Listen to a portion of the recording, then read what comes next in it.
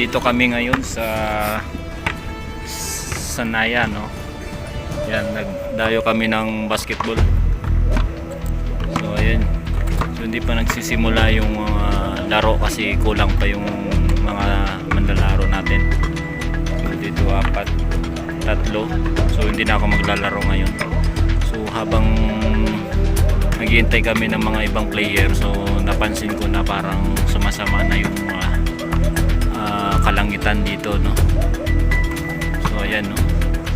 Nagkumukidlat, kumukulog na yun. So nakikita nyo dyan sa kalangitan, no? No. Ano. So ayun. So nag-warm up na muna sila, no? Yan. Ballesteros, Paulo.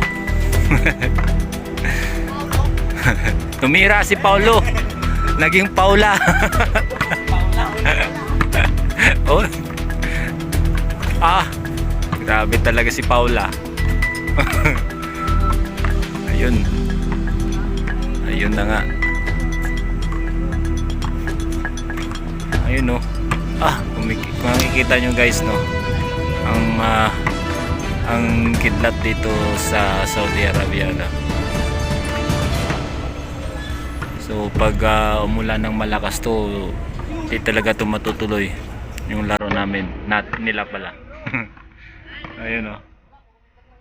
Grabe ang kidlat. Baka mamaya tamaan kami rito.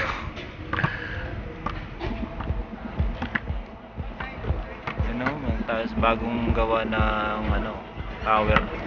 Tower. Ay nga, oy, shoot mo, oy. Kunanan, shoot. Wala, oy. Saman kang bata, oy. Shoot mo. Ay, nga, oy. Ayun, dumadaan yung mga malalaking truck. Kitang kita sa video yung mga mga kidlat sa kalangitan. Nagbabadya na po ang hanging habagat. May pagkasamang kulog at kidlat. Delikado na po ang lagay na. Tapos nagsa-sunstorm na rin, yan. Ayun, kitang-kita sa sa video. Shumot si Ballesteros, tumira si Kunanan. Sablay. Tinamaan ng kidlat.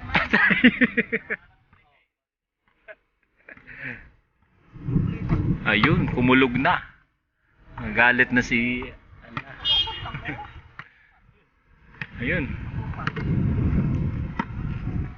Masama na talaga ang panahon, yan. Ayun na, oh. Ayun, lakas na ng kulog.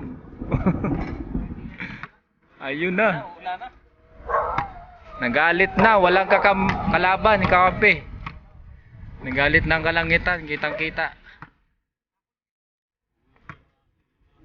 Ayun, no?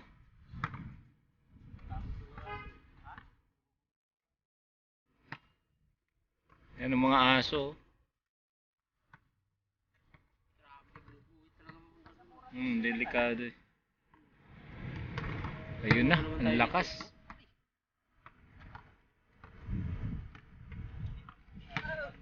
Wow!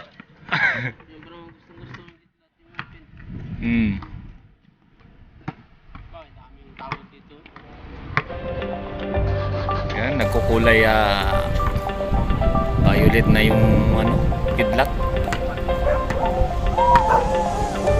Matutuloy pa ba yung basketball natin ngayon?